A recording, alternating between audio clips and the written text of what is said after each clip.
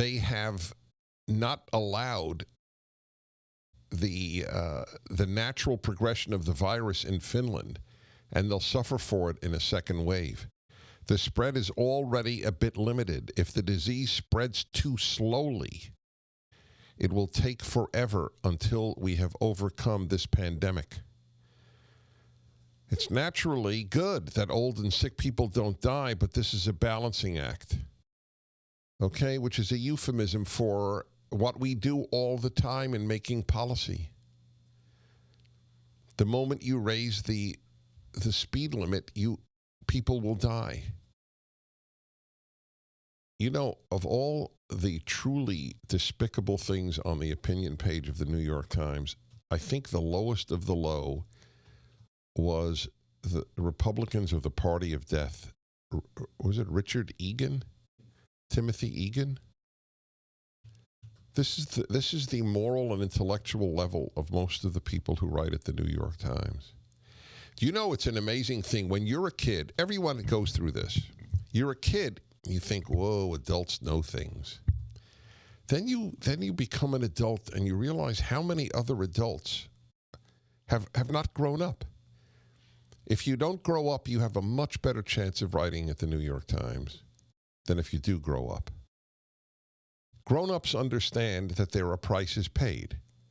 So is every state, why isn't every state's motor vehicle authority considered a death authority?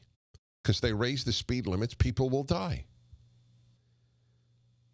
You want no highway deaths, and there are tremendous numbers of those. You want no highway deaths, then you just have a 35 mile per hour speed limit or ban cars, which many on the left would like to do anyway. Incidentally, what is the left's argument against prohibition? You know, prohibition saved lives, saved families, saved people from abuse. A lot of good things happened during prohibition. Why isn't that's government authority to suppress a dangerous thing that kills people? What is the argument of a leftist who thinks that it's okay for Newsom to shut beaches in California? What is the argument against the government shutting down bars and banning alcohol? Do you know what I don't know what their argument would be, do you? Because I always try to think, what is the answer to the charge that I just advanced? And I can't think of one here. It saves lives, use government authority. Now, their argument is that this is an unknown. This is an unknown. Virus, so we have to, okay, all right. So, all right.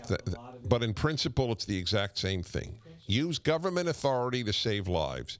Ban alcohol. Right? I mean, look, they're certainly okay. That's why I told you, it starts with the little stuff. Burbank, California, you can't smoke a cigar in a cigar store. Hey, we are going to use government authority to tell you what you can't do health-wise. And Americans overwhelmingly supported it.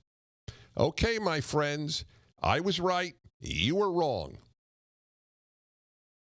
You don't want to smoke in a cigar store? Don't go in. Who the hell are you, based on the idiocy of secondhand smoke as a killer? And if it's a killer, my God, alcohol is much bigger killer. There's no comparison between secondhand smoke and alcohol. I'm not talking about cigarettes directly. That is dangerous. Though 2/3 of cigarette smokers live as long as they would have lived if they didn't smoke. By the way, did you see the article about nicotine might be a help in combating coronavirus? Did you see that? Yeah. Didn't get much attention, did it? Listen, I agree with the guy. The oldest World War II vet died last year in Dallas. Some of you may recall Dallas paper interviewed him. He was about 106 or something. What's the secret to longevity? And he was a man after my own heart. God. What did he say? God and cigars. Yeah, God and cigars. That's what my father's secret was, God and cigars. 96. He would have lived longer, my dad, but my mother's death had a terrible impact on him. They were together for 72 years, married 69.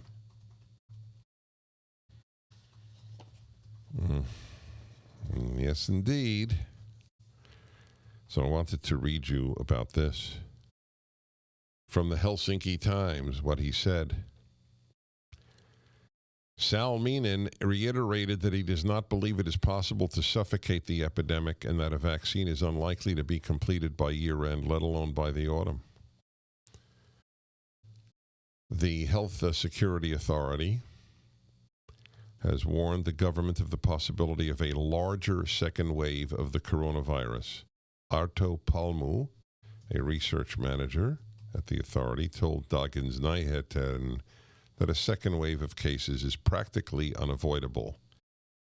Sweden has taken a less heavy-handed approach. This is from the Finland paper.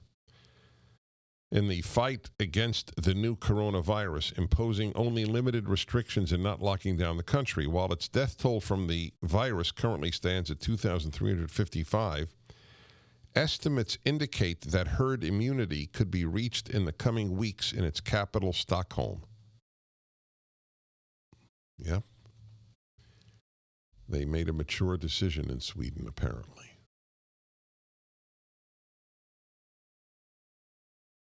Salminen on Monday said to TT, what's TT? I don't know, that Sweden's strategy can lead to a higher mortality rate, but also the epidemic dying out more quickly. You hear that? This is the head of health in Finland, which has been very successful in keeping the number of deaths very low. And he is saying Sweden's strategy can lead to a higher mortality rate, but also the epidemic dying out more quickly. Wow. You're getting sick just staying indoors for 2 months. Just telling you, your immune system is getting weakened. There's no question. You see, everybody is less relaxed. Everybody. In the best of situation, you shouldn't be in your house for 2 months. In the best. I have the best. I have an example of the best, and it's not good. It isn't good. And we have opted for only one criterion: keep the number of deaths as low as possible. And for most Americans, that sounds so moral and reasonable, because mature people are in a premium. Mature people ask, what is the price?